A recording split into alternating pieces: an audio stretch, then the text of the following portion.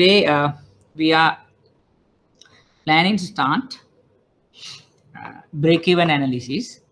Just to give you an kind of a thank you, Daham, update. What we have been doing so far is basically we have started the session 3 weeks back, and we started with introduction to credit and development financing, and then we moved to introduction to SME banking and bit of products which we can offer to SME entrepreneurs. Then we moved to sources of financing, especially focusing to entrepreneurs, and as well as like sources of financing available for development financing ventures.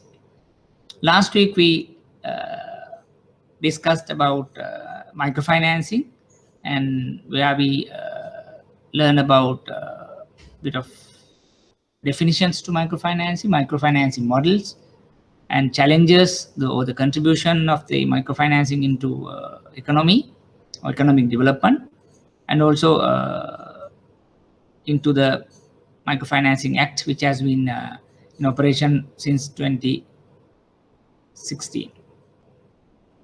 So today we are moving to more or less what I'm saying project financing tools, project financing areas, where it's something now since we have done bit of introduction to the credit to development financing, and also we have done about SME financing and then to microfinancing. So we now move to the core area of project financing. So in order to understand the core area of project financing, what our plan would be like. So we try to learn some applications, tools which could help towards the project financing or project appraisal, where microfinancing one of the break-even analysis is one of the key component in that exercise.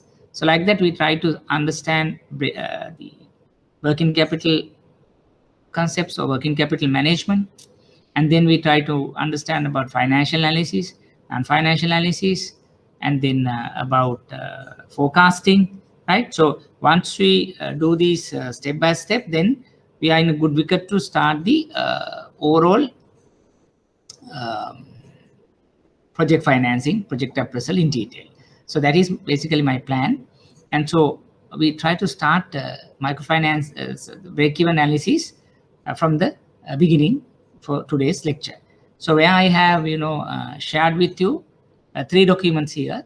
One is the presentation that we are doing right now, and then we have also shared some past paper questions and answers, so that based on the availability of the time, so we will move to that also, so that we can get a more idea about the break-even concepts and how the kind of questions has been presented by the examiner, and also that I have shared you with basically some reading materials, so that you can go through and get a detailed idea about the break-even concept, right? So starting with the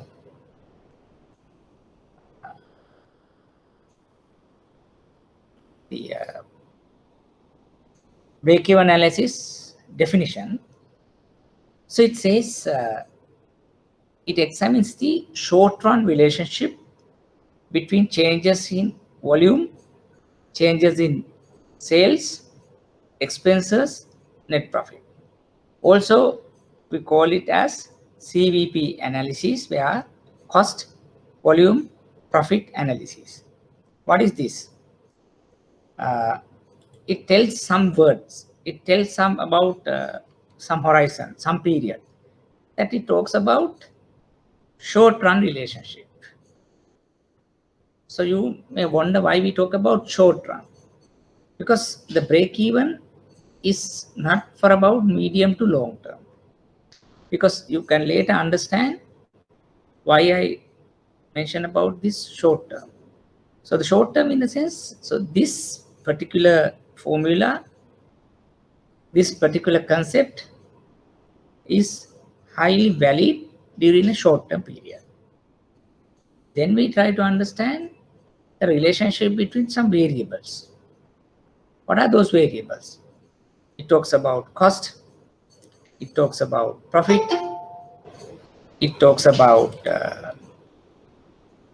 volume, right? CVP analysis. So what are those again?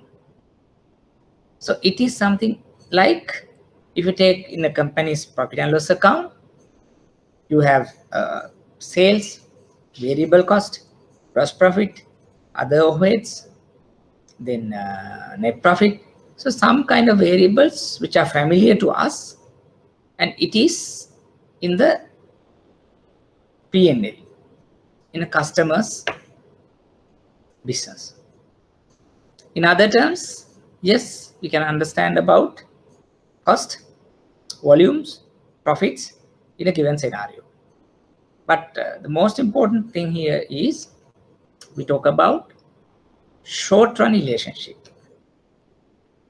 Hope you have got the kind of initial concept, and then we move to further on defining the break-even analysis.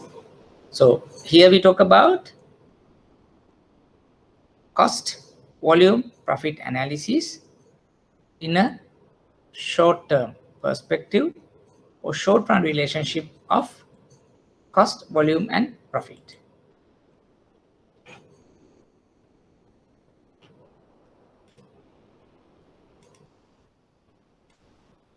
Right.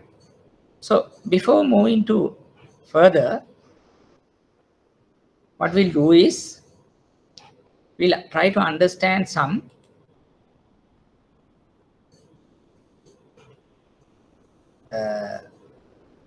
uses, so that it's basically it is easy for us to get an further understanding.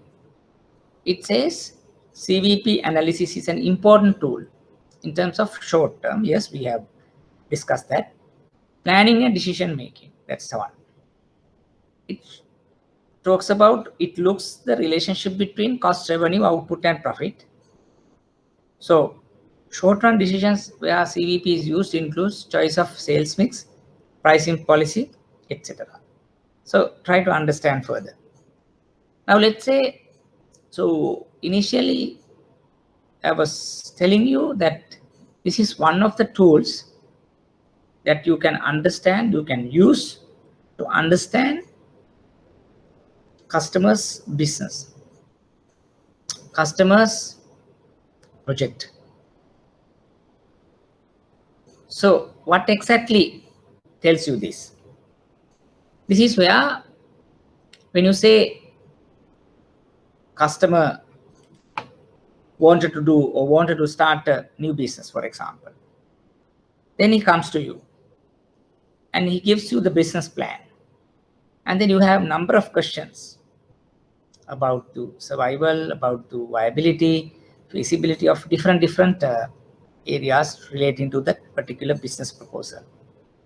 It could be something about technical, could be something about management, could be about legal capacity, so many things. And also that you may exactly interested in the customer's viability in terms of marketing, marketability, and then you try to understand the financial viability. So there may be so many variables that you need to understand the viability, feasibility of the project. So when you say the feasibility, say financial feasibility, for example, it says whether the particular project can service the debt or they can make some surplus, right, out of the project. So in order to do that, yes, obviously you need to drive the sales, achieve the sales, achieve the volumes. We are come to kind of a correct point here. When you say that achieving sales, managing cost, so all that is now we need to project it, forecast it, because this is new. Right now, customer having a business proposal and discuss with you whether this project is viable. Then in that context, break-even analysis is very good tool. Say, customer say that, I am in a position to sell this much of units during first 6 months. So this is my sales plan. This is my product mix. This is my per product pricing. So the customer can give some data. Then you can apply a break-even model to see whether the customer's proposal in terms of sales is viable, sustainable. A kind of example that I am trying to give you, where how can you use this break-even concepts into project financing, into project appraisal, into see the financial viability of a business. Hope you are getting a bit by bit here. So we'll further understand when going further. So like that, when customer wants to start a business, if you want to get an idea about their sales plan, how they're going to achieve the particular sales, under what circumstances, how they are managing the cost. So this is important tool. Then we go to another example. Probably we are bankers. We may be hearing that when we're trying to start a bank branch, so we have a kind of a classic question about, after some time, have you break even? It's a question that we are asking from the branch. How long the branch is in existence? Say 6 months, 9 months, 1 year. So whether were you able to break in even the branch? What it means? It means that, obviously that you can't cover your total fixed cost given a shorter period.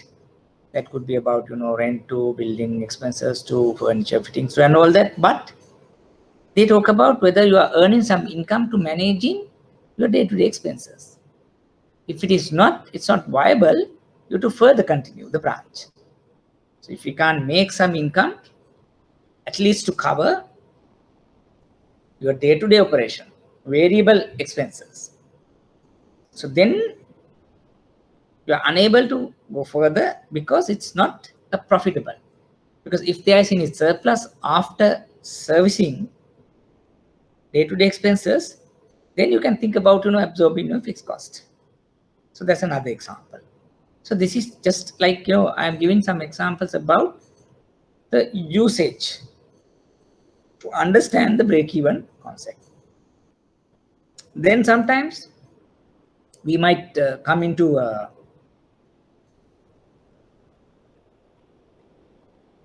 take some decisions, like say we have several products lines, product 1, product 2, product 3, like that. So sometime due to various reasons, we might be able to, or we need to take a kind of a call, say dismantle one product line or introduce another product line. So that type of decisions in a manufacturing environment could be taken by using this break-even concept. In other words, say if you want to sell some products, a product mix, then you can think about what kind of pricing that I should apply. That sort of decisions also could be arrived using this break-even concept. So I just sharing, the break-even concept, and like how do you see practically further to understand where that we can use this. So when you see these type of examples, when we discuss these type of examples, you can get an fair idea where that we can observe the break-even concepts in being practiced in a branch profitability talks, in a environment where a businessman wanted to introduce a new business proposal, So basically, those are the things that we can see the break-even concepts is practicing. So having said that, we move to further to exactly understand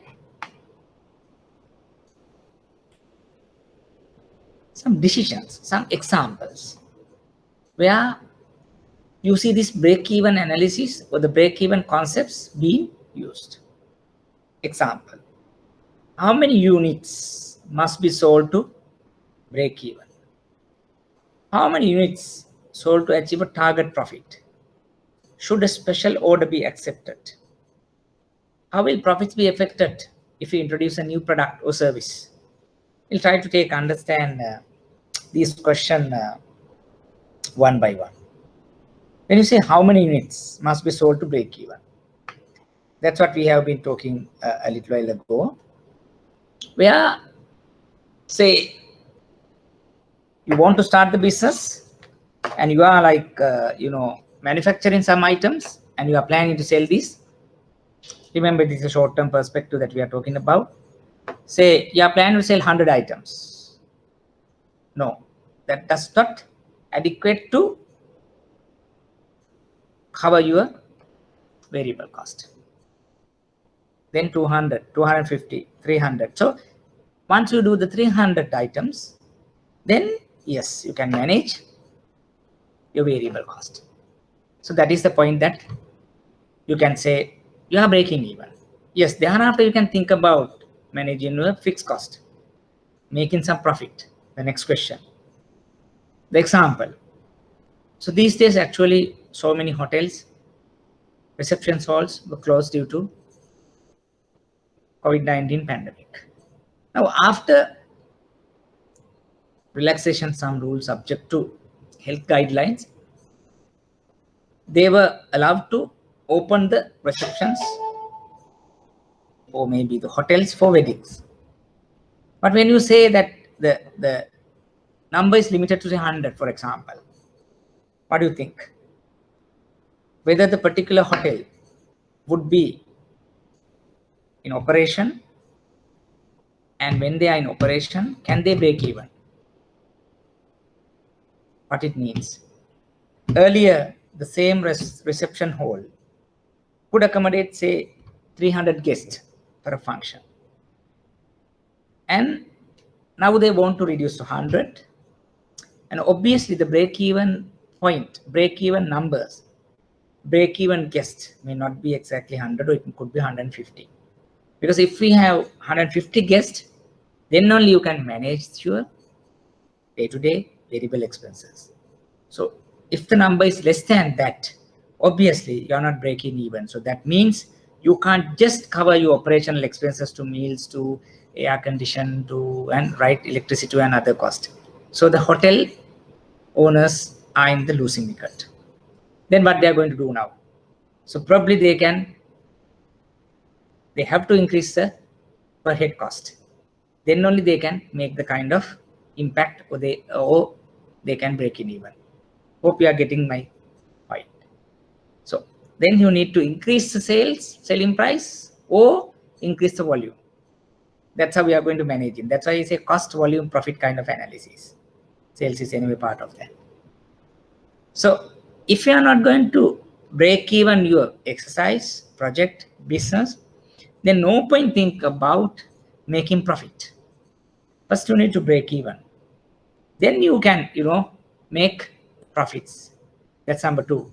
How many units must be sold to achieve a target profit? Right? Say 100, no. Then 150, yes, you are breaking even. Then maybe 200 to 250, 300, you are, making some income to cover the fixed cost. Then there is a surplus, you can make a profit. That's how you try to apply these break-even concepts even in a particular function, particular event. It's common to a particular event, particular exercise, particular project, as well as the business. Further, we talk about should a special order be accepted? What is that? Say that you are right now continuing your business operation, manufacturing operations in a firm. Now you are getting another order from a customer, right? And then you want to get an idea whether you are trying to accept that particular order in addition what you are right now doing. So you are producing product A, product B, product C. There's an additional order of product C. Sometimes if you are not calculating your capability, you might say, I am okay. I'm going to take that order additionally. So what could be the scenario? Suppose you are manufacturing, say, product A, product B, product C, say 500 units, which could be the maximum capacity the particular factory can be absorbed. And if you are, without knowing, without calculating, you are getting another 250 units, what could be the scenario? So possibly the additional 250 cannot be manufactured using the existing capacity. Getting my point? Existing capacity means existing number of machines, existing space. So they may not be adequate you to deploy the additional load, which is a miscalculation that you have done. So if that you are taking additional order, you are not making profit, but you are making loss, because there's an incapability. So you need to understand, well, what is my break-even level? What is my profit-making level?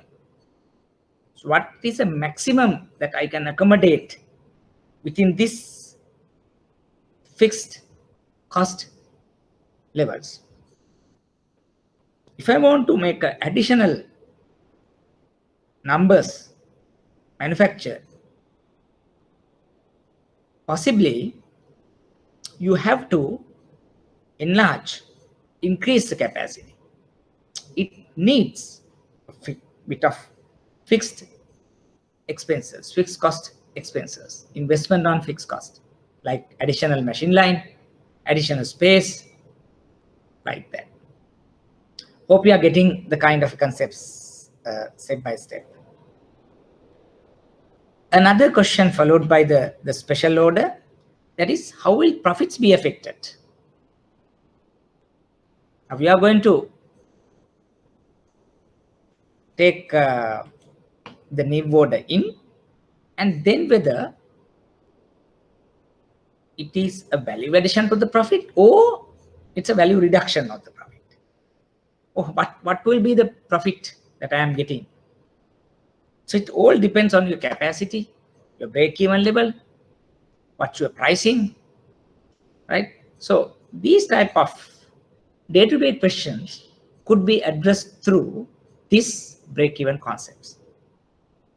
I think you may get a fair knowledge about what is like, break-even in general, what's like the applicability of the break-even in general, what are the like usages that you observe in general under this break-even concept. My friends, if you do have any questions, yes, like anytime that you can raise it, or you can send me through a message so that I can further clarify if you have any doubts. So this is, again, I am telling, very important area for examination is concerned. And again, I am telling, this is like not a difficult area also, that we can easily capture this content and we can follow it and get the maximum marks in this area for exam, right? So then, since we have a fair knowledge about break-even analysis, then we try to understand the definitions. Before we discuss about this terminology, I will show you a graph. So this is the break-even chart. You can see y-axis is represented the total revenue and total cost, and x-axis is showing the number of units. There you can see several straight line graphs. That is, one is the total revenue curve, where you selling some units. For each unit at a given price, you are earning some revenue. That is the total revenue curve. And there's another curve we call the total cost curve. Even at a single unit, or even there is no unit at production, there's a cost incurred. That is the fixed cost in a given project, factory, organization. That is all about the fixed expenses that you have brought in to start your production. So at zero production, you have some cost, and beyond that, you are incurring some cost that is coming to the total cost. The total cost is part of the addition of fixed cost plus the variable cost. The fixed cost is basically the straight line in parallel with the x-axis, where we assume that the increasing number of units does not make an impact to the fixed cost. That is one of the assumptions. But a variable cost is basically consists of this part. It is for each unit, there is a cost escalation of variable cost. There is a cost incur on each unit. That is we call marginal or variable cost. So having that variable cost plus the fixed cost together, it makes the total cost. Now you have two graphs, total revenue, total cost. When you say total revenue and total cost, there is an intersection point. That intersection point called the break-even point. So the area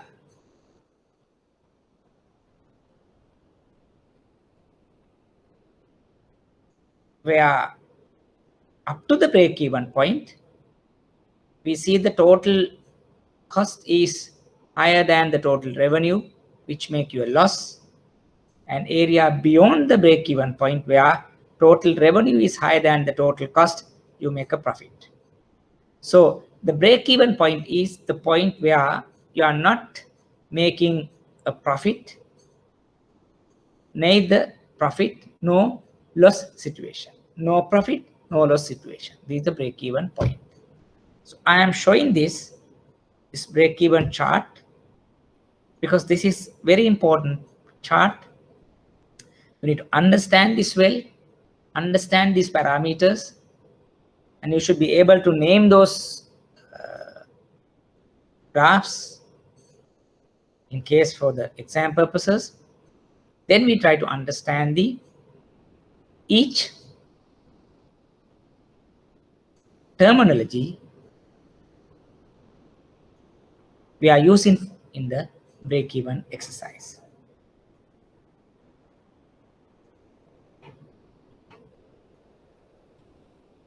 Right, going to this one. And before that, I will try to further give a kind of understanding on this, right? Hope you can see this. Right, this one. This is with the exact y-axis. X-axis is this one. We take this is quantity. This is sales cost. Right? We are talking about the cost which is not changing with the output. fixed cost. There's another cost which is changing with the output.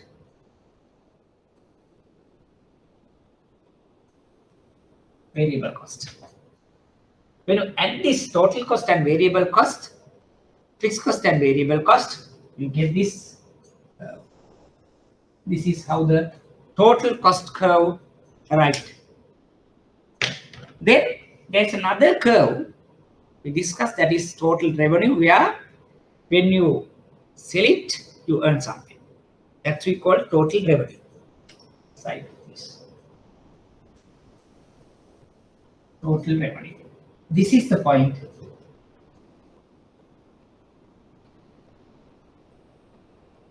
we call break-even point.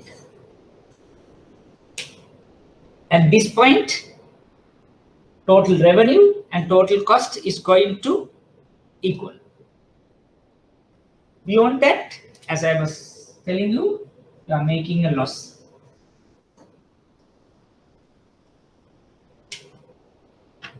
Beyond that,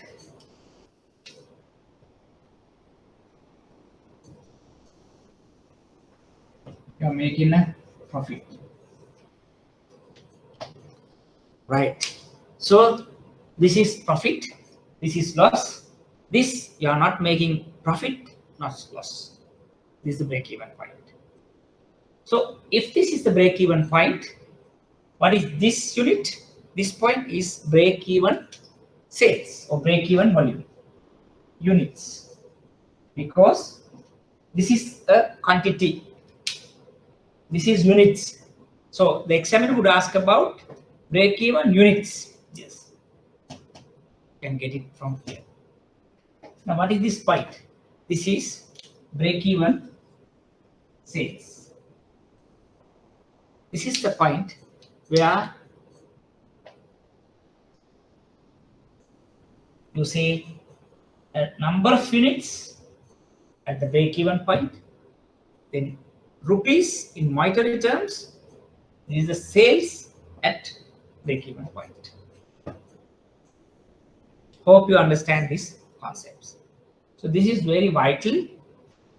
Before we discuss about further, in case of exam purposes, we need to understand what is the break-even chart. So when you say the break-even chart, you have to know about what is the parameters, the variables coming in the y-axis, and what is the parameters that you are getting from the x-axis. And then you need to know what is the total cost curve, total revenue curve, intersecting point is the break-even, and then what is the loss area, what is the profit area. So what's the break-even sales, break-even units here. Right. Any questions on this graph? Any clarifications? Graham, Jani, Ratnayaka, Mathivan, any questions? Lawrence? Any clarification? I know this is not difficult one, very straightforward, but you need to understand this very well before moving further, because with this we are getting so many questions, and then you are in a position to get them done in a very quick time, and you can get the maximum marks also. Any questions?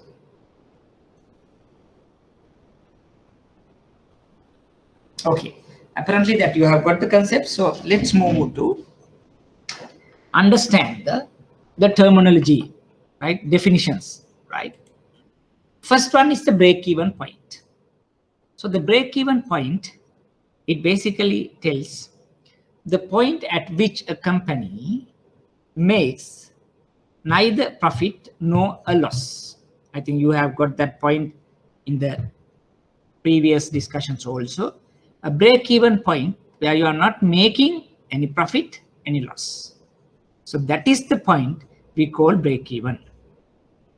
Then there's another concept that you need to understand. Contribution per unit. Before that, we try to understand about variable cost and fixed cost. The variable cost is basically cost of producing one extra unit of output, or a marginal cost. I have shown you a variable cost is where when you produce in one unit, what's the like cost that incur. So one extra unit of output would incur additional cost, that is variable cost. So it basically tells you it varies with output. Number two, fixed cost. A cost irrespective of changes of the unit. I think remember, when x-axis, it's a parallel line to the x-axis. So number of units are increasing, but fixed cost is not going to change. So we need to understand two concepts, variable and fixed cost. So having said that, we go back and see a contribution per unit. So contribution per unit is a selling price per unit minus variable cost per unit. Let's say a company planning to sell a unit at say 10 rupees, and when you say a particular cost would incur a variable cost of 4 rupees, what it means is, in order to produce one extra unit, a particular company with respect to a particular unit incur 4 rupees variable cost. You know variable cost per unit, and then you know selling price per unit. Then contribution per unit is selling price per unit minus variable cost per unit. That is the contribution per unit. So far we have learned break-even point definition, fixed cost definition, variable cost definition, contribution per unit definition. 4 definitions which are very important in terms of break-even analysis. Then we need to understand the margin of safety. What is the margin of safety? Now, remember, I was telling you at the outset there that yes, you prefer manufacturing as much as number of units in a given set of what do you call parameters, I must say, a kind of shorter term, given fixed cost, given variable cost. You are trying to manufacture something, right? But there is a point that you can increase your production. You can't go beyond that. If you remember correct, we were discussing that. What is the impact on profit if you keep on increasing the profit? So like that, it's a limited capacity. Right? Beyond that, yes, you can't further enhance the manufacturing capacity. So to understand that, margin of safety is important. So margin of safety says a budgeted sales versus actual sales. The difference between budgeted sales to actual sales. What's a maximum level that you can reach under given set of parameters, under given set of limits that you think, that you assume this is fixed, there's no change during this period. If you use this graph, it's something about like this point, margin of safety units. So this is the budgeted sales and this is the actual sales, for example. What it means? So suppose you are at the break-even unit, then you can increase the production up to this level. This is where that we call the margin of safety. So beyond that, you can't grow. If you are going to grow, yes, you need another investments in terms of fixed cost. Another resources has to come. That is what we are talking about. If you don't have that capacity, if you don't have that support investment, then you need to be within this margin of safety area. In other words, yes, at this point, you are at break-even level and you can increase up to this point, then you make a profit out of this operation. Obviously, when you are here, you are making profit. Here, you are making a profit. But given resources, given limitations, you can't be here because it doesn't make a value addition to your firm. Hope you are getting that. So basically, we are trying to understand some concepts in order to arrive those decisions that we have been discussing from the beginning. In order to say whether new order to get accepted, or maybe what is the break-even point, understand the break-even point, what could be my target profit. Yes, you need to understand those things. So in order to understand, you are now learning some key concepts, key terminologies. So far that we have discussed 5 terminologies here. The next one is basically, it is how to compute the break-even point. So the break-even point is defined as fixed cost divided by contribution per unit. That is the equation that we are trying to use to calculate the break-even point. It's in the next slide. You can see it. Now, so far that we learned what is fixed cost, how to compute the break-even unit. So if you know the fixed cost, if you know the contribution per unit, then you can compute the break-even point, which is this one. When you know the break-even point in terms of units, then can we compute the break-even sales? How can we compute the break-even sales if you know the break-even units? Any thoughts from the audience? How do we compute? How do we compute? Now I have break-even units. Yes.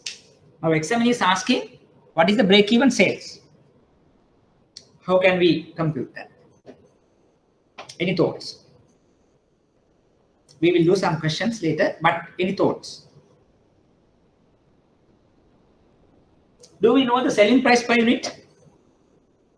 Do we know the selling price per unit? Yes, we know. How? Because knowing only selling price per unit, we are in a position to compute the contribution per unit.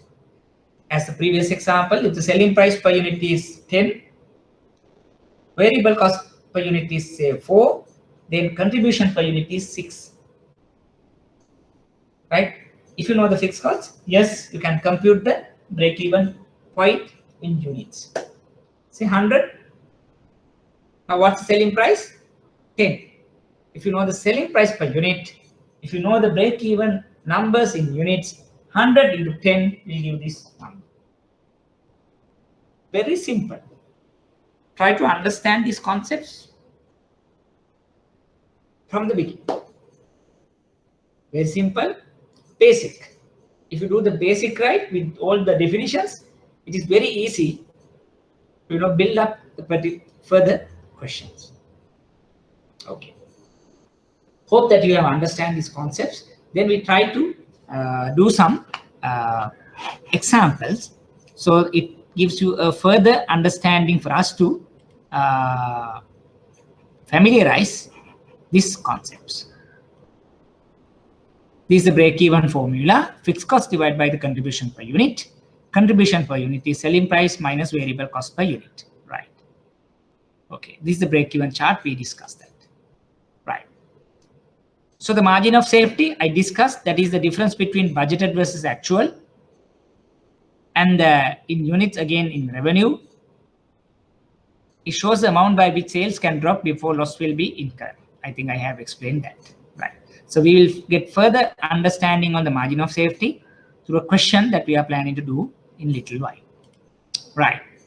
Now this is the question. Right. I invite you to come up with answers here. So I will give maybe 2-3 minutes, right? So you can compute. Obviously, the answer would be there in the next slide, but don't look at the answer there, and see whether you can, compute the first break-even point, then margin of safety. Right. The flow is yours. Right. You can take say 2-3 minutes among you, and you can compute and let me know what's the like answers or any gray area difficulties that you come across when you trying to calculate this question.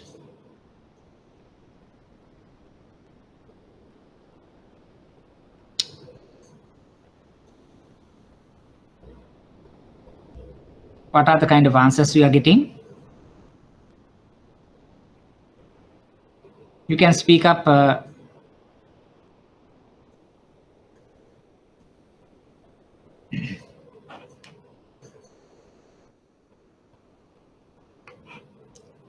What are the answers?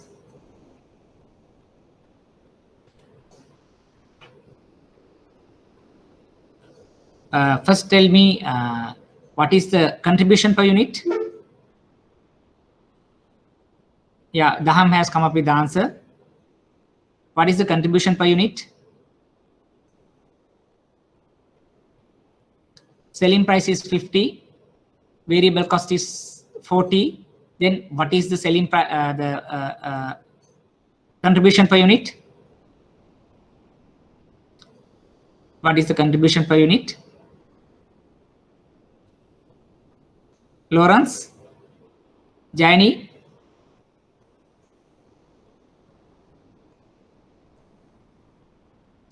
Madhavan. What's the answer? 50 minus, yeah, Jani correct, 10. 50 minus 40. So 50 minus 40 is giving you contribution per unit. Right. So we have done ECS pass. Then what we need to do is, what is the break-even point? So the break-even point is fixed cost divided by contribution per unit. Fixed cost is 70,000 and contribution per unit is 10. Then 70,000 divided by 10 gives you 7,000. That is the break-even point in numbers. Fine.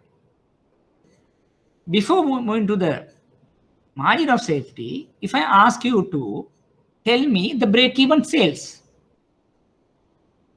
Now you know break-even point in numbers, that is 70,000 divided by 10. What is 10? 50 minus 40. That is contribution per unit 10. 70,000 divided by 10. 7,000 is the break-even point in numbers or break-even units. I want you to compute a break-even sales. What could be the answer? What could be the answer? You can text me. What could be the answer?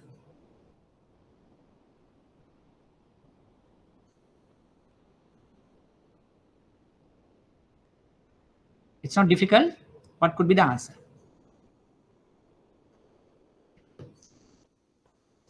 So you have 7,000 break-even units. What could be the answer? So examiner is asking now break-even point sales. What do you want to use here? I think I have just mentioned. There's another parameter, another variable, another input in this question itself. What is that?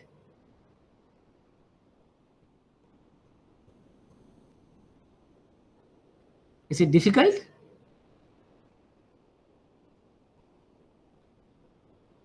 Can anybody text it? What could be the answer?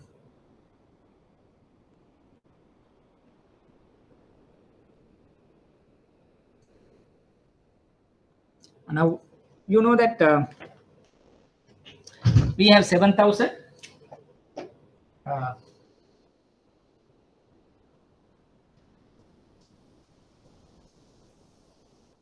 Is the units.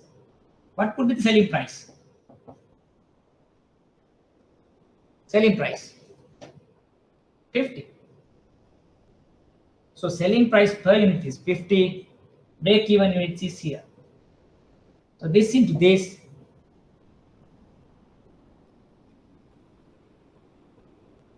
$300 by 50,000 rupees is the answer. That is the break-even sales. Right? Hope you have got that. I just want to take you to the next level, because examiner would not stopping at break-even units. He asked us break-even sales also. Then he asked about break-even sales. What you need to do is you have to apply break-even point into selling price per unit. So when you multiply that, you end up with the break-even sales. Hope you have understood. Any question? Right. So then, please calculate margin of safety.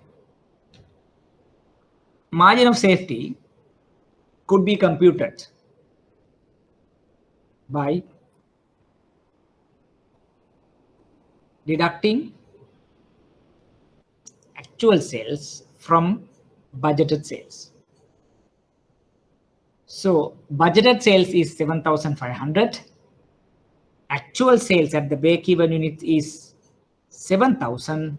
Now 7,500 minus 7,000 gives you a 500 units. Right? If I explain it, this graph, it's like this. Now, in the same example, let's say this is what you arrive at 7,000 units.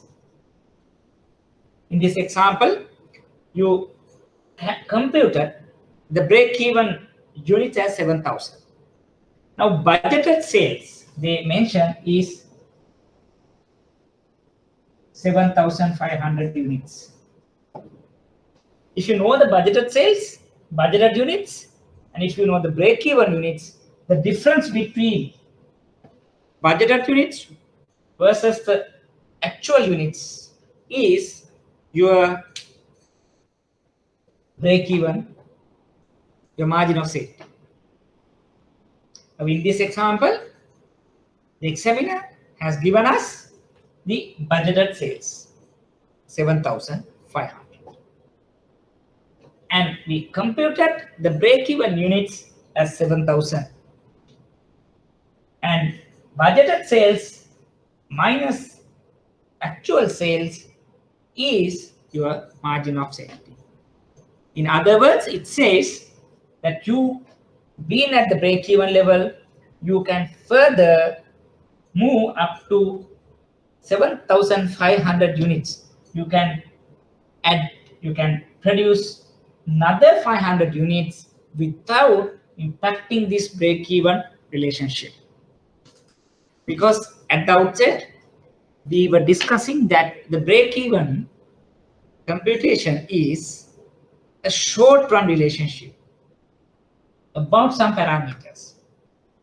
Why I am mentioning the short-run relationship is the short-run relationship is necessarily required because in order to maintain these straight lines, practically the cost may not have fixed eternally.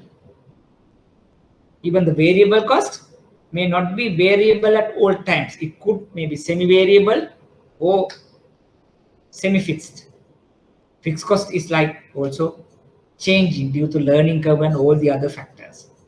But we assume these parameters are constant during a shorter tenor. So hence that we come up with these straight lines for computation for decision making purposes. So that's why we can easily say, this is my break-even units, this is the budgeted sales, So difference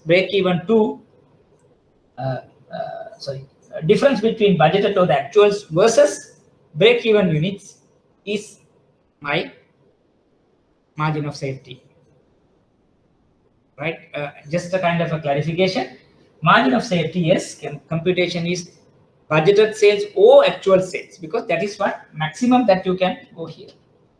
And the break-even units and the actual sales difference, break-even units versus budgeted sales difference is the answer. So from there, you can go up to this point.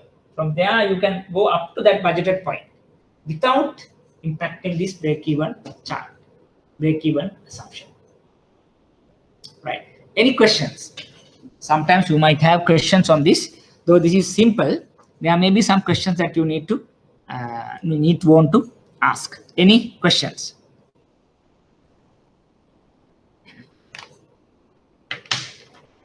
Before moving to the next area, any questions?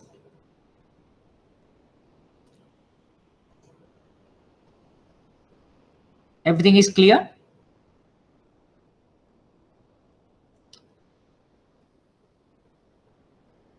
Any questions?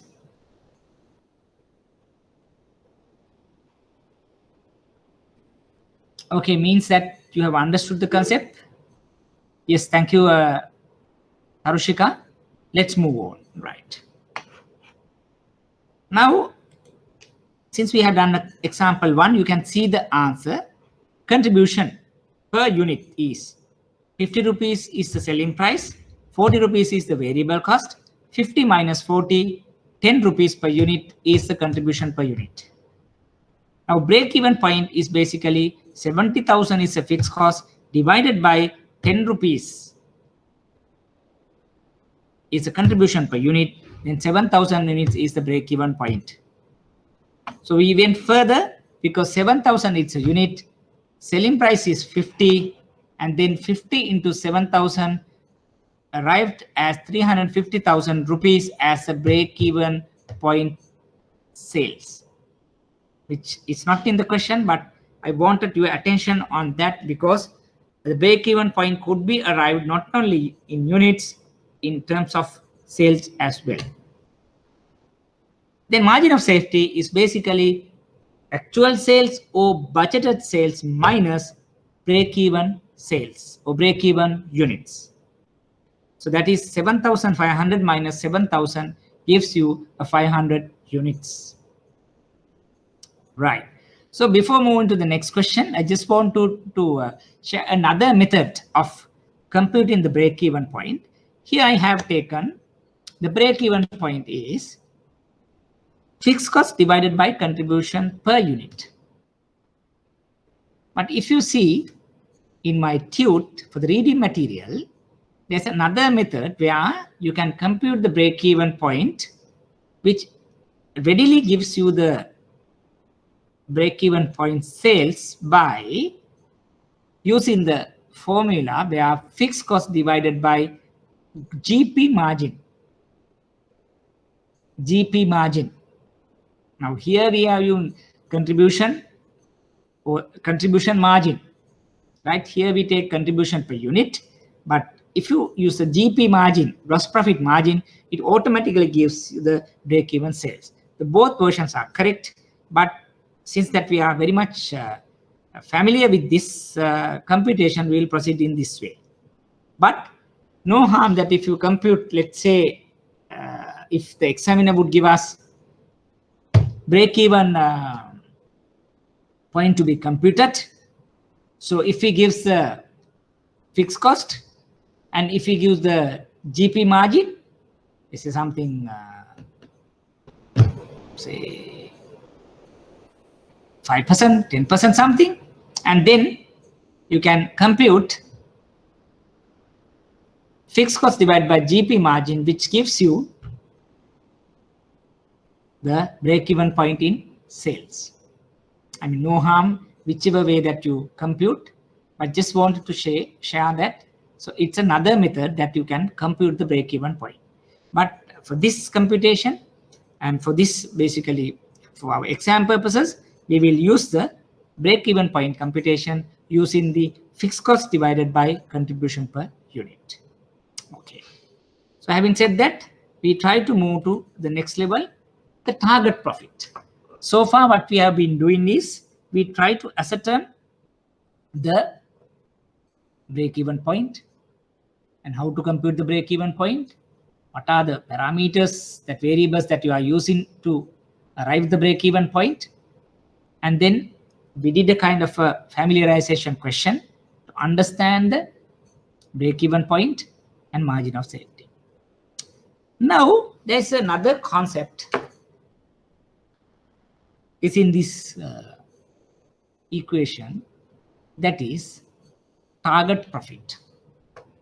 What do you understand by the target profit? Because now you can't run a business by only achieving the break even. Why? Because there is a fixed cost that you need to absorb during the course of your business, right? And then there may be a profit element also, because you need to pay some interest to the banks if you have borrowed, right? There may be other also commitments, and you do a business in terms of earning something.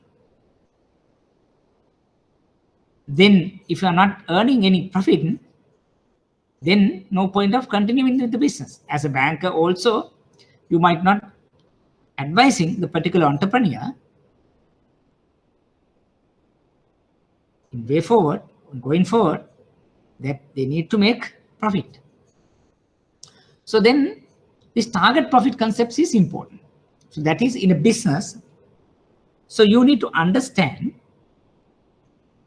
how much I can earn during this period, how much I can achieve as a profit. If you see the diagram also shows beyond the break-even point, you are starting earning profit. So there is a maximum point that you can reach, that is the margin of safety, but during that period, you can earn profit. This is that period. You're earning profit. Now we need to understand what is this profit? How much is this profit? That's a one question. Or number two, let's say if I am going to achieve this much of profit, how much should I produce? That's also important. If you remember, let's say you are running the business and you are getting a special order. If you want to deploy that product, then you need to understand how much I am making as a profit. For that also we need to understand, and there is a kind of equation. And what is my profit element? So basically, when you see that profit element in terms of equation, that you can easily use the break-even equation with a bit of change. Contribution per unit, you know it. Fixed cost, that is what we say break-even point or units. This is the equation that we have used earlier. Now we talk about some target profit, TP. What it means? In addition to cover the fixed cost, that we need to cover some element. We call that target profit, a profit. So that will come here. Fixed cost plus target profit should be divided by contribution per unit. Then we will arrive at not the break-even units. The units need to achieve target profit. Units at TP. Small change in both sides. So we introduce TP here, then you arrive at TP units. Now we try to get the further familiarize this equation. That is fixed cost, contribution per unit, that which we have been doing earlier. Here it was about break-even units. Now in break-even units is going to change units at target profit. Here we introduce TP here, right? So if you want to get further idea on this, we will use this equation example. Using the data, calculate the level of sales required to generate a profit of 10,000. Selling price 35, variable cost 20, fixed cost 15,000. Right. Now, can you get 2 to 3 minutes and see whether what is the level of sales, that is level of units that you need to achieve in order to get this 10,000 profitability, right? Flow is yours. You can do the computation. Now we know that we have selling price, we have variable cost, we have fixed cost. In addition, we have been given a target profit element. In order to achieve that, how much we need to manufacture. So in this, the equation on the board, you say fixed cost, TP, contribution per unit. You knowing it, now you need to compute the TP units here. Take 2 minutes and come up with the answer. Yeah. Yes. Okay. You can take some time and you can do the computation. Fine. I see very good answers were mentioning. Right.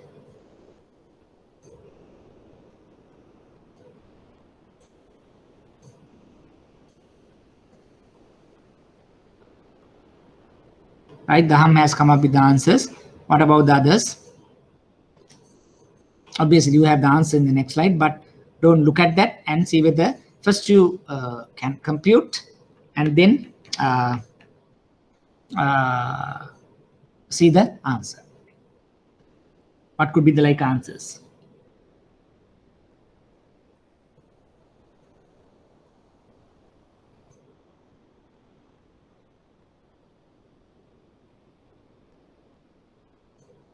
Here only the change, basically selling price is 35, variable cost is 20, 35 minus 20 is 15 rupees is the variable cost per unit, right?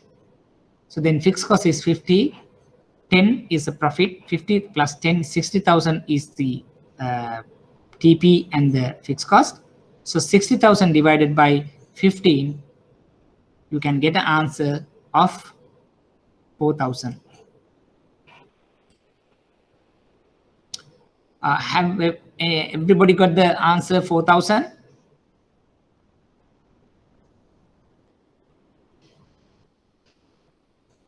Right. So yeah, we will go to the answer, right? Here, contribution 35, 20, 15 rupees per unit. Level of sales required to generate profit is 10,000. So 50,000 plus 10,000 divided by 15, 4,000 is the answer, right? So before moving further, I have a couple of questions here. So we will take one by one. Now, question asking, what happened to break-even relationship if we increase the budgeted sales? Any thoughts? What happened? What could be the scenario? So we'll try to answer using the graph. If you see this graph, now a break-even point is coming here. Now budgeted sales, let's say this one. So if we increase the budgeted sales, now there's two scenarios. If we increase the budgeted sales without impacting the fundamental parameters. Let's say we don't have this line here. We end up with break even of, say, this example, say 4,000. You can't get the 4,000 because with the profit element it comes here. But let's say if you don't have a profit element, it should be less than the 4,000. Right? In the previous example, because since that you take this as 10,000, you end up with 4,000. If you say this is 0, then the answer could be fixed cost divided by contribution per unit is something.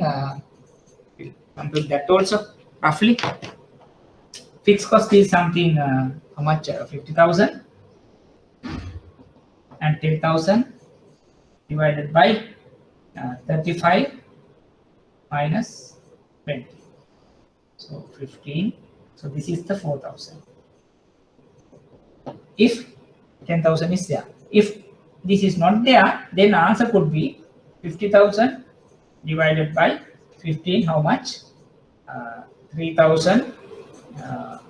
It's not exactly dividing.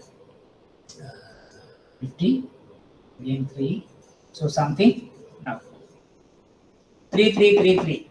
Now you can see the difference. If there is a no profit element, break even units is 3,000. If there's a profit element, it has gone to 4,000. That's just for your understanding, because it's obvious, because you want some more units to produce and sell to achieve this profit element. That's how you see the changing of this dynamics of this equation. Come here. So at this break-even points, yes, you are not making profit. You are not making any losses. Now you want to increase. That is, we say it could be actual sales, it could be budgeted sales. We are increasing, but up to some point, you need to stop. Why? Because beyond that point, you can't increase. Earlier we were talking about, say, now in this example, the break-even say 3,300 here. So you can increase by 4,000 units. You are making profit. Yes, you can further increase. The 5,000 units, you are making profit, but you can't increase to 6,000. Why? When you say 6,000, then these fixed costs may not be the same. Some other factors could come here now. You're getting my point? Because there is a point that you need to stop this. Beyond that, you can't grow without growing, without adding further capital, further fixed cost. That's why we were telling this is short-run relationship and some assumptions that we will discuss in a little while. So subject to that only, this will work. So there is a point that you need to stop the budgeted sales. But if you want to increase further budgeted sales, that let's say if I am getting a new order, new additional products, then you need to increase this. Your budget should be increased now, not only the 5,000, you need to do 7,000. But if you are moving to that 7,000, then this model is going to change now. Now, not the original fixed cost. The original fixed cost now come here. Why? Additional machine line to be there. Then this is a different break-even relationship. Then you have to do break-even computation for that situation. So you can increase budgeted sales, but not beyond the margin of safety. Beyond that, if you are going to increase, then you are in a trouble. So you might not be able to increase further, which has an impact. Hope I am answering your question because there is a limitation. The limitation is basically because you have some assumptions here. So beyond that, you are unable to do this computation. Any further questions?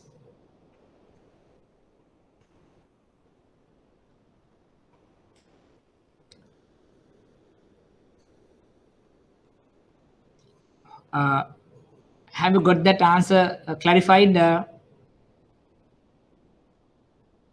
If not, please let me know. So we will Thank you. Okay, so we will further move on.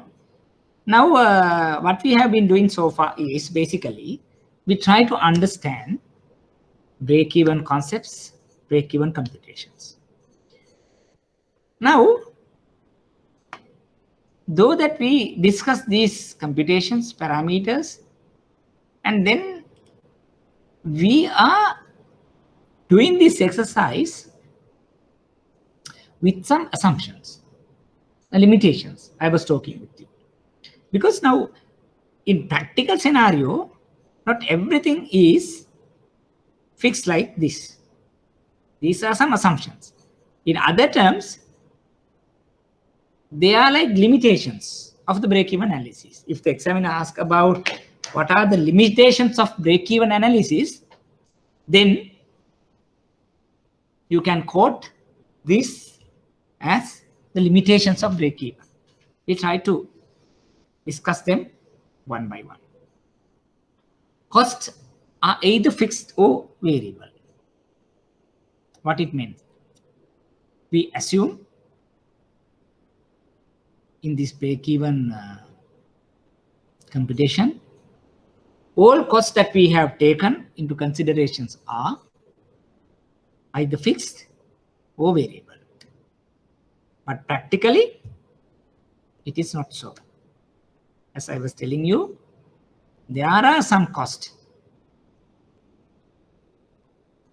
are fixed, or some are semi-fixed, or variable, semi-variable.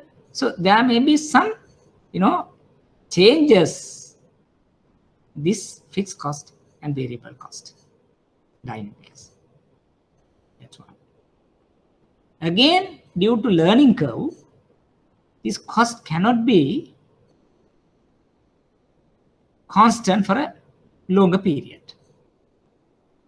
Example, if you put 1 or 2 or 3 labor into a manufacturing environment, over a period of time, they learn this. So first month, second month, third month, yes, they produce 6 units per hour. But by doing so, over a period of 6 months, now they might do 8 or 9 units per hour. You getting my point? So basically, in this assumption, we say costs are variable or fixed. But having said that, under the learning curve impact, so these some kind of variable cost also could be changed due to other factors like learning curve and so. That's one. Number two, we assume all what you are going to produce is going to sell. There's no stocking. But practically, it is not the scenario. Because whatever you are going to produce, you can't sell it. There may be situation that you need to store it, and there may be closing stocks, right? So, but in this scenario, we assume all what we are going to produce is going to sell.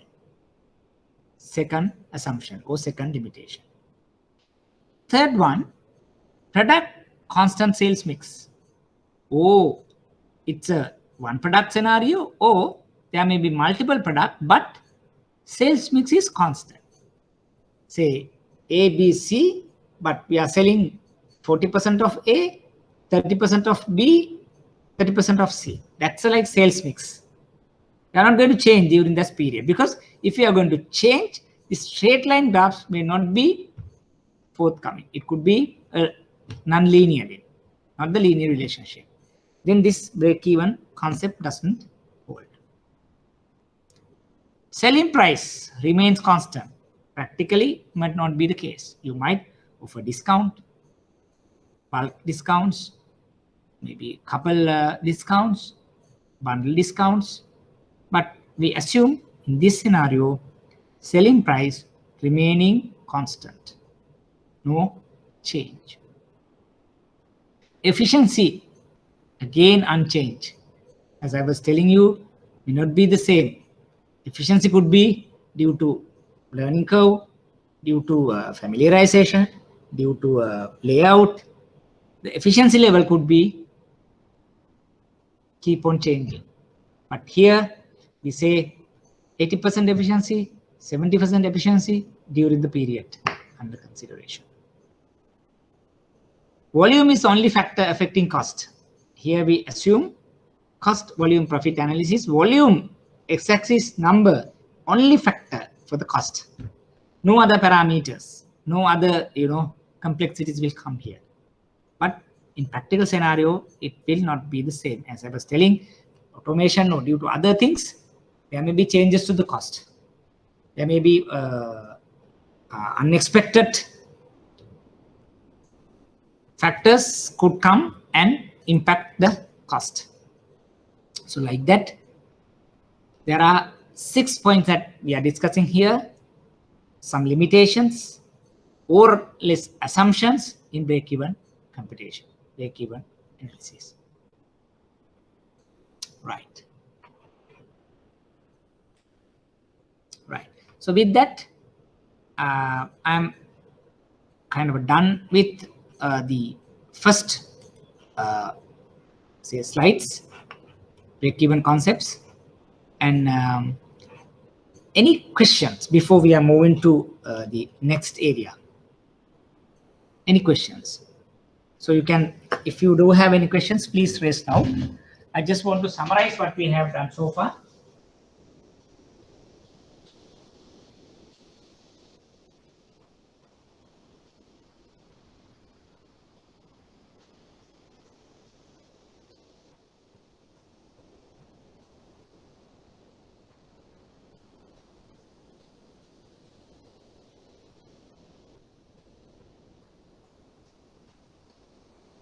Any questions?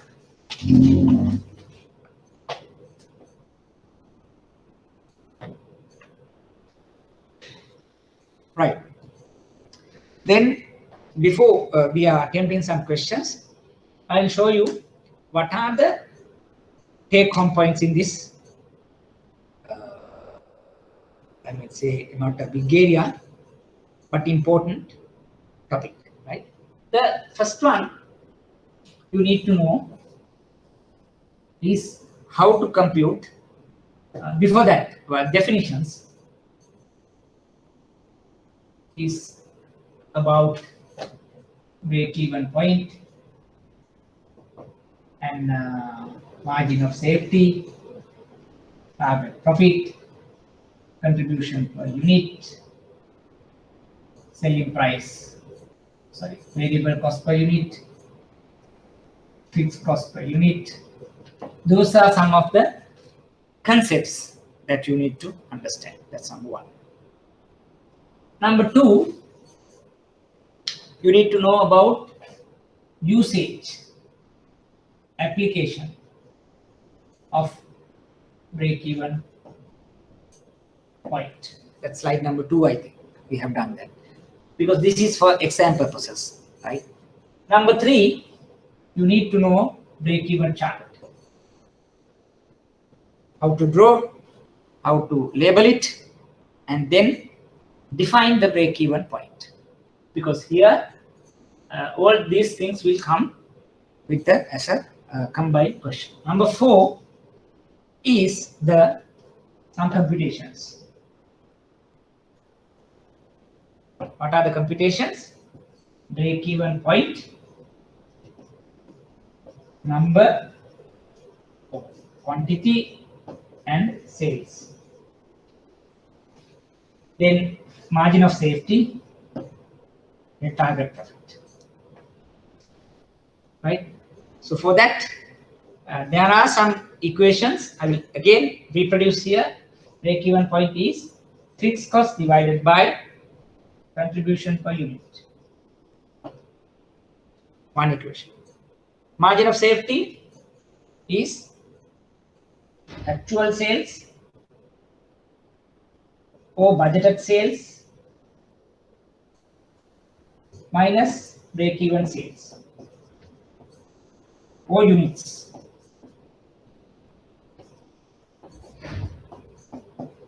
Right? Because I am reproducing these things just for your clarity, and further internalized, right? So if you know the actual sales, actual units, if you know the budgeted sales, budgeted units, that minus the break-even sales, break-even units, you can get this number. Then when come to the TP, we have an equation where TP units is equal to fixed cost plus TP divided by contribution per unit. Hope that is also a family equation now. So definitions, usage or application of the break-even point, break-even chart, computations. Computations could be break-even point, margin of safety, TP. Break-even point, how we are going to compute in terms of number sales, equation fixed cost divided by contribution per unit. And then when it comes to margin of safety, that is actual or budgeted sales minus break-even unit or break-even sales. When it comes to the TP of units, fixed cost plus TP divided by cost contribution per unit.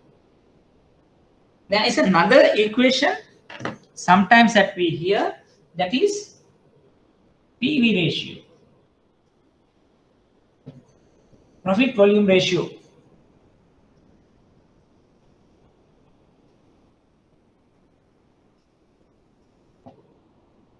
That is the contribution per unit, selling price per unit. This is a new equation that you may come across, not in the syllabus, but some past papers they have asked. That is PV ratio, profit volume ratio, is equal to contribution per unit divided by selling price per unit. Say if you know the contribution per unit is say 20 rupees, selling price is 100, then 20 divided by 100 is 0.2 or 20% is the PV ratio. 0.2, 20%. That's another equation that you may be able to use for Excel. Last one, fifth one is the limitations. Limitations or assumptions. So that is all about you need to know in the break-even discussion. So I will repeat it again. So first one, definitions. What are the definitions? What is variable cost? What is fixed cost? What is margin of safety? What is target profit? What is break-even point? All definitions that you need to understand here. Number one. Number two, where that you are using this break-even point. What is the usage? In practically, how do you see this? The importance of the break-even point. Where you are using this break-even point application. That is number two. Number three, break-even chart. A graph. You need to know, label it, draw it, identify the each item, and then complete. If the examiner asks about define the break-even point, it's better you draw this and define it. You can get maximum marks, 5 marks here. Then computations, very important. So there are several computations that include in the break-even lecture. Break-even point is computation as per the points number and as per the sales also. So break-even point is basically computation, fixed cost divided by contribution per unit. That is the computation of the break-even point. When you arrive at the break-even point in units, that could be multiplied by selling price per unit. Gives you the break-even sales. Then margin of safety is actual total sales minus break-even sales or break-even units. If you know the actual sales, if you know the budgeted sales and take that number and reduce break-even units, gives you the margin of safety. Then when come to the target profit, which is say, in order to achieve this much of profit, how much should I manufacture? That gives through this equation. So fixed cost plus target profit divided by contribution per unit gives you the TP required units. We have done some computations to support that also. The new equation is profit volume ratio, PV ratio. PV ratio is basically contribution per unit divided by selling price per unit.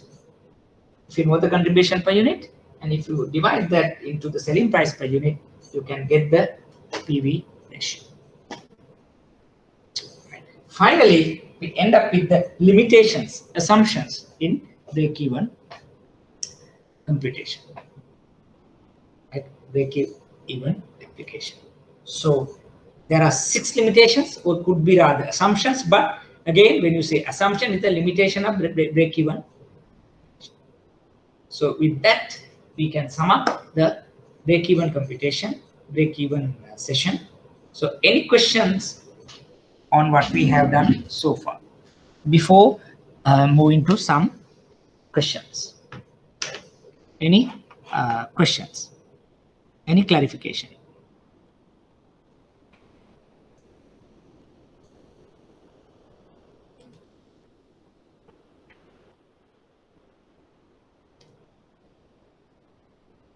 Any gray area? Any questions or further clarifications?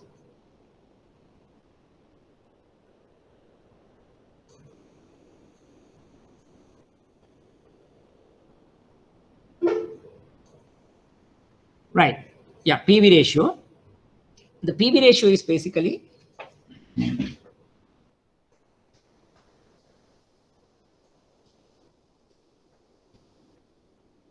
sometimes the examiner would ask us to compute the PV ratio. It's profit volume ratio.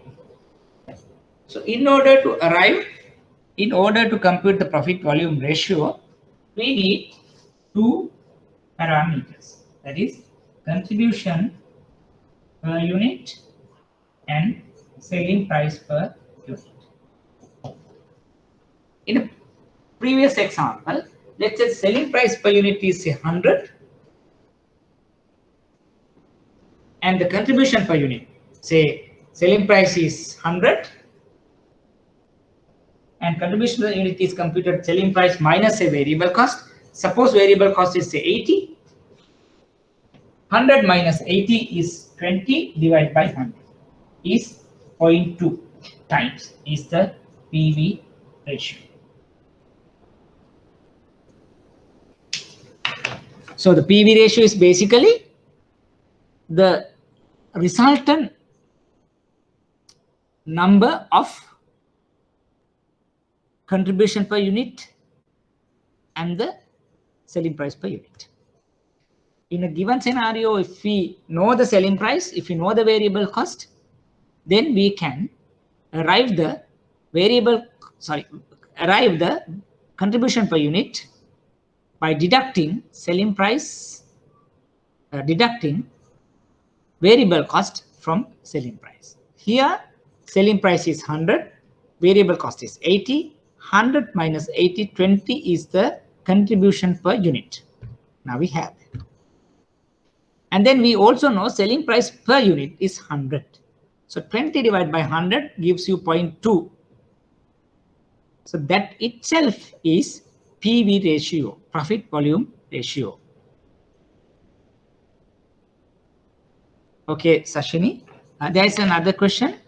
Why do we assume that the production equal to sales? That is gives meaning of the production is being sold. Yes. So in this particular application, we assume several parameters which are constant, right? If you go on this, production equal to sales, but in real life scenario, this may not be practical. This may not be realistic. But in order to understand the break-even concepts, to put this into in a viable proposition, we need this assumption. Again, I am telling, because of this become a limitation of this break-even analysis. Again, I am telling, though these limitations, but still this is useful tool to arrive kind of some understanding about the business way forward. As I was telling, these 6 items, limitations may not practically feasible or available in most situations, but break even we are trying to do in a shorter perspective, short run relationship. So during the short run relationship, we can achieve these limitations. So we can make all produce can sell, say 3 months, 6 month period.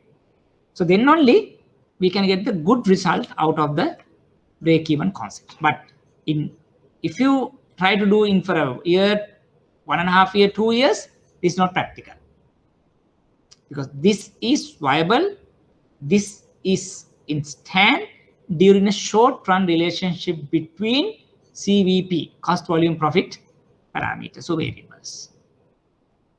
Okay, any other questions? Thank you so much for asking questions. So then actually we are in both in the same page, so that we can get things clear, because this is very easy area where you can get maximum marks for the exam.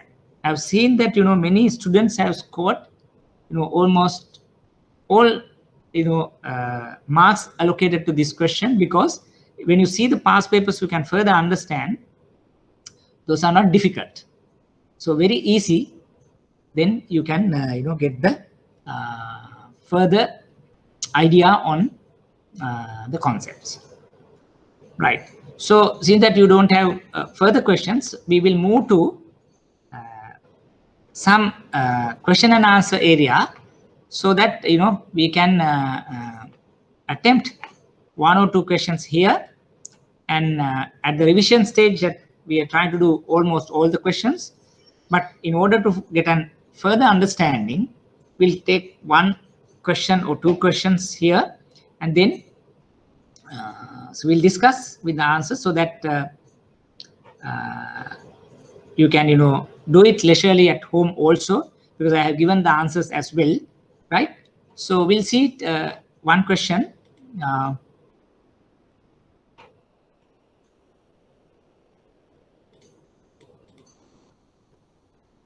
Right, we'll take 2017 September, right? That's the last question. It says, the break-even analysis is a vital area in project-oriented lending for both lenders and the promoters in order to ascertain the portion of the business. Analysis is largely used as the decision-making tool in finance. So a self-employed lady assembles gift packs with assortment of sweets, operates on a small rented premises in Gampaha. The rent for the premise is 4,000, other fixed costs of 1,000, sells the gift at 100, 2 part-time staff, variable cost is 80, right? So then ask about PV ratio, break-even point, output and sales. What if the profit that she is generating if 20,000 gift packs are sold? Then main assumptions that what we have just discussed, right? Or assumption in terms, again, it could be treated as limitations as well. Now see this question.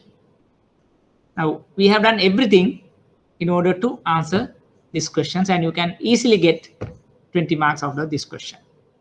And only thing is, you need to read and understand the numbers given here, right? So what you need to understand here, you need to know what is my fixed cost, what is my variable cost, what is my selling price, what is my that's it, right? If you know these 3, then you can compute everything here. So the first one they're asking is profit volume ratio. in order to understand, in order to compute PV ratio, what do you want? You want to know contribution per unit and selling price per unit. Do we have selling price per unit here? It is there, 100. What is the variable cost? 80. Then what is the contribution per unit? 100 minus 80, 20. So you know the contribution per unit, you know the selling price per unit, 20 divided by 100, 20% or 0.2. You can get 5 marks. See the answer? I mean, very simple. Only thing is you need to know the concept. What is PV ratio? What is selling price? What is contribution per unit? If you know the equation, you can easily done with that. Right? Just see the answer here. Contribution, selling price. Contribution is 20. Selling price is 100. 20 divided by 100, 20%, or 0.2. Or contribution per unit or selling price per unit. Unit is, set off. 20 divided by 100, 20% or 0.2. See? Now, the next question is, what is the break even? In order to compute break even, what do you want? You want fixed cost. What is the fixed cost? Is it 4,000? Is it 1,000? Is it 5,000? What do you think? Is 4,000 or 1,000 or 5,000?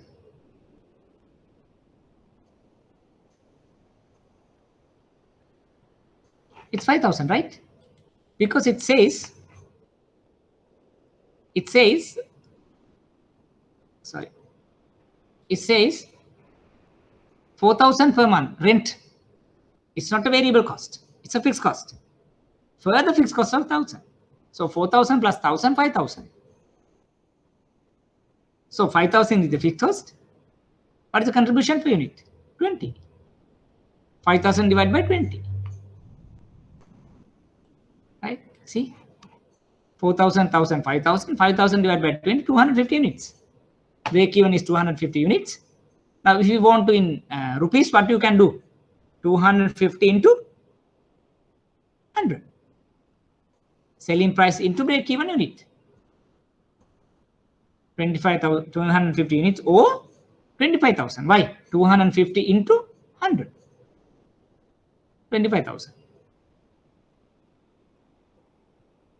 Right? Then next question. Profit made by the business if 20,000 gift packs are sold in month. Right? I will show in easy way here. You can follow the suggested answer, but very easy method.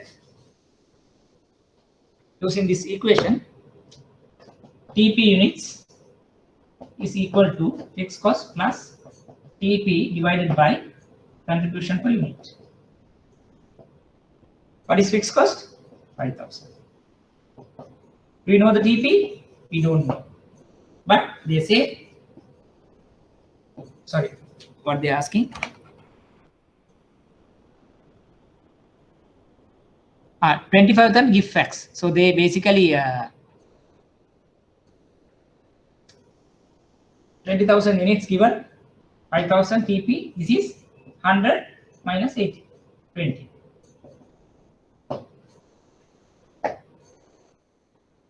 So 5,000 plus TP divided by 20. 20 into 20,000. What's the target profit then? 20 into 20, 400,000 minus 5,000, 395,000. This is one method. The examiner has taken another method, but this is the equation we learn. We know fixed cost, we know contribution per unit, we know TP units. In order to make a TP of this much, we are asking, so we are producing 20,000 units. So here 20,000, 5,000 TP. Here variable cost, selling price minus variable cost is 20. So 20 into 20,000 is 400,000 minus 5,000 TP is 395,000. If you see the answer, yeah, Yeah, 395. They have arrived in a different way, where variable cost computed, fixed cost computed, total cost this much. Then this is the total sale minus total cost. This is also correct. So he has taken total revenue minus total cost. Total revenue is total units into 20,000 unit into 100 rupees. That's 2 million. And this is the total cost, that is fixed cost but and variable cost, then 395,000. This method is also correct, but our method also much easier because we have an equation. Then you just substitute those numbers. Last one, they ask about what are the limitation assumption. There are 6 assumptions, but the examiner has mentioned about 1, but you can mention the other assumptions, limitations as well. Cost fixed or variable, production is equal to sales, one product, constant sales mix, selling price, efficiency, volume is the only factor. So these 6 are correct. So in order to get 5 marks, better at least you mention 4 or 5 points here. Don't wait and don't write only 1 point and come back. Because if you put so many points there, you can get maximum marks. Because it's a suggested answer, then we may assume that it's 1 point would do, but don't wait and do it at your convenient. And if you know everything, you can mention. And Jayani has asked about this one product constant sales mix. Just to re-clarify, it's like this. Assumption is basically, the limitation is, now in business, we may not have the one product continue in a longer period. We might have combination of product or sales mix or bundle of offering, and so many things we will do. But in this scenario, we are supposed to assume during this 3 to 6 month period, we are manufacturing and selling only one product. And based on that product, we do the computation. Or we have A or B or C, only 3 products, but the mix is not going to change. 30% of A, 40% of B, 30% of C. That sales mix does not change in this 6 month period. So that's what we mean by one product or constant sales mix. Because if you are going to change this, then this linearity of these graphs will not be maintained. So in order to manage that, we assume this one product or constant sales mix scenario as for the application of this exercise. Hope that Jayani, you got things clarified. Any other questions on this, say the example we were discussing? That was not difficult one, but you can get maximum marks. But only thing what you need to know is that equations very correctly, then you have to apply with the fundamentals in mind. First, you need to understand what is my variable cost, what is my selling price, what is my fixed cost. So then when you know all those 3, then you are in a position to compute contribution per unit. When you know the contribution per unit, just divide the fixed cost by the contribution per unit, you get the break-even point. When you know the break-even points in units, just multiply that into selling price per unit, you get break-even in sales. PV ratio they have asked. PV ratio is nothing, that is contribution per unit divided by selling price per unit. So when you know the contribution per unit and selling price, then you get that as well. The last one is basically about the limitation, the assumptions. There are 6 we have learned. You can mention 4 or 5. Third one, they have asked about target profit. We know the equation where the units requiring the particular target profit is equal to fixed cost plus TP divided by contribution per unit. Then in this equation, you know the fixed cost, you know the contribution per unit, you know the quantity that requiring the target profit. Only unknown parameter is the TP. By just substituting, you get the TP. Or else you can use a general equation where total profit is equal to total revenue minus total cost. So then if you apply that also, total cost is basically fixed cost plus total variable cost, total revenue is number of units into selling price. By doing that also, you can use this example. Right. So there's a question. Mass production of biscuits can be practical example for that. No.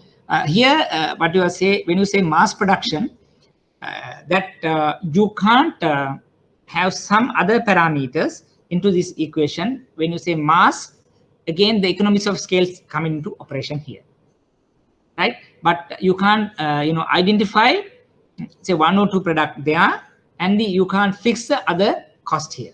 But again, if you take mass production about a very shorter period, where if you can fix, there's no learning curve, no change to the cost factors other than the volume, then you can use it.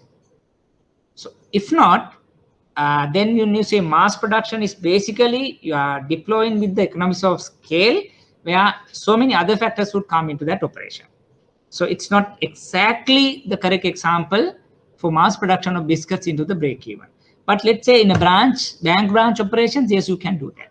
Or maybe you're in a small manufacturing firm where either 1 product or 1 or 2 products, where you can exactly identify what are the fixed and variable costs, where no technology impact will come and hamper your cost factors, and the learning curve may not be very clearly defined and clearly visible.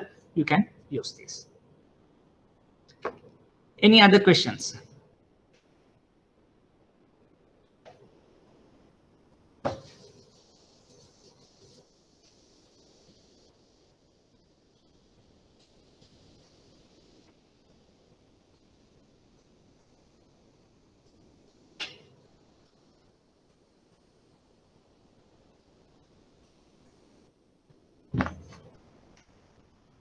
Okay, so let's just to recap what we have done. Though this is not a big area, the complex area, but very important area in terms of practical perspective as well as examination perspective also.